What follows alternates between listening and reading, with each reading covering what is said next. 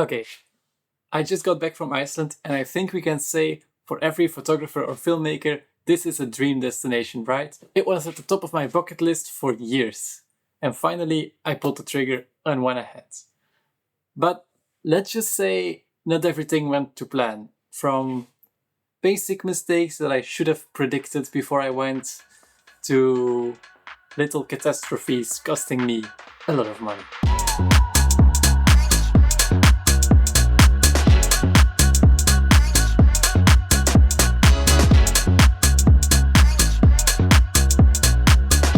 So here are my top 5 mistakes that I made when going to Iceland.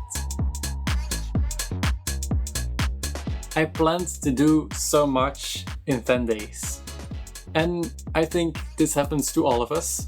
We go to this epic destination, we think, right, we'll just do everything, capture everything, it will be such a great time.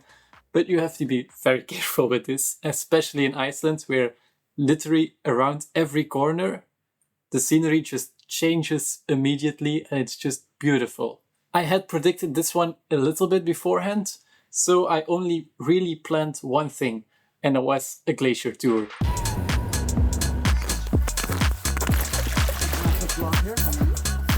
You can't walk on a glacier without a guide. That's just so irresponsible to do.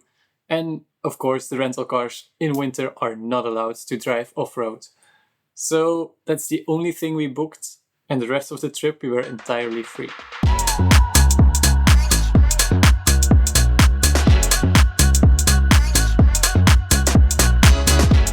I expected to capture everything. Hear me out. I wanted to make a YouTube video, like a BTS vlog. I wanted to shoot some things for my Mavic 3 review, which by the way, coming soon. I wanted to make a lot of very beautiful photographs, make a photo book out of this trip, make some content for on my website, to add to my show reel, as well as I wanted to start shooting a nature documentary idea that I had in mind. All these 5 things, with me being the driver on the trip and basically planning and organizing everything, yeah, that's just too much. You have no time to manage all of those things and be driving and not pick one thing, go for it real hard, and all the others are benefits. But don't expect to do it all.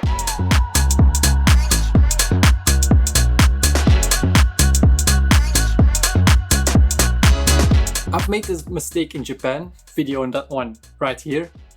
And now I kind of made the same mistake yet again. Being I brought all my camera gear from my Sony a7 IV, DJI Mavic 3, even my big Ronin 4D and all the lenses and batteries required. I brought it all because I wanted to make so much. And the problem is that you have so many batteries to charge. And I mean, we rented a camper van, so the charging possibilities are very limited. And I've been quite unfortunate 2 times that the charging outlets in the van malfunctioned. The outlets in the van are not working and my laptop is very low on battery. And I had to render these exports, so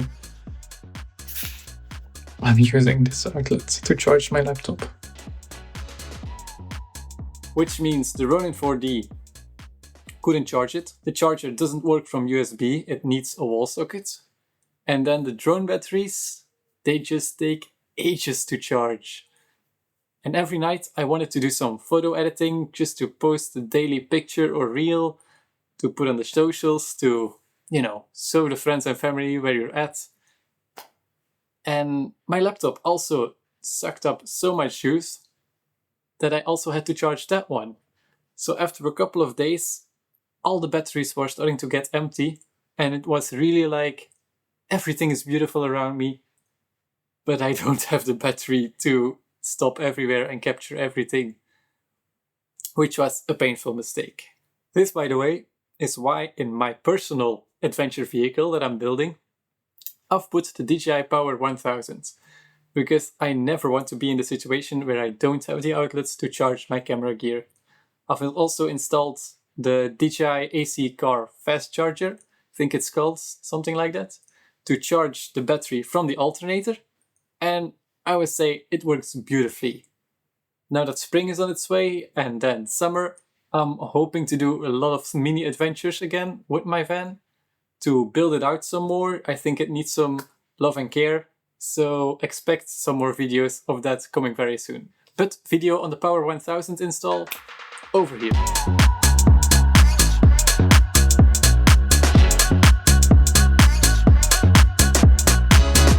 Most people say 10 days is enough for Iceland, but I think you will enjoy having more time.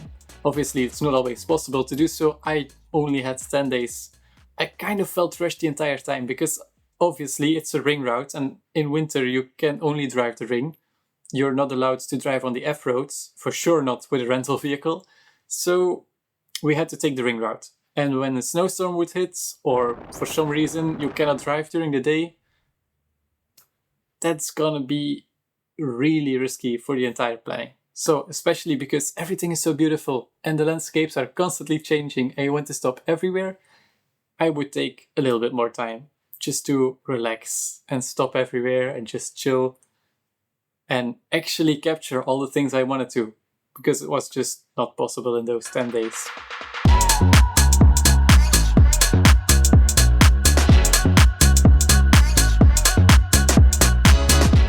And then for the crash. And yeah, I crashed my drone. As I've told you, I'm juggling all these different things, and so my focus isn't 100% there. And so I'm driving and I see this amazing crack between the mountains with a frozen river, and I'm like, sick. I'm gonna send the FPV drone right through it. It's gonna be awesome. But since I'm doing everything and the sun is dipping, and so everything has to be rushed and we still have some more driving to do, so my focus is not really there. And so instead of carefully flying the line that I would fly to check if connection is good everywhere before actually hitting it, I just went for it straight away. And that was a big mistake. I lost connection at a very critical point. The drone disappeared and it was game over. Even worse, actually, I told my friend, I'm gonna be back in 10 minutes. And I went there and managed to also destroy my watch, making matters even worse. So yeah, prepare everything, but don't overplan. The weather is still king, and it will ruin your plans if you plan too strictly. Don't be too hasty, because then you crash a drone and other things happen.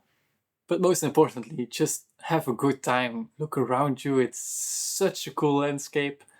Personally, I want to return in summer. Not this summer, obviously. That would be a bit short notice, just going to Iceland twice in a year. But one day, I want to go back in summer with my bike. I cycle a lot in Africa, and that's super rad. But I like volcanic landscapes and snow and the Arctic and just other conditions. So it would be super cool to do a long distance cycling route there. I know it seems like everyone has been there by now, but especially in winter, it's so beautiful, it's so calm, there's no one around. Just go. Okay, that's it for today's video. Hope to see you again very soon. Over and out. Peace.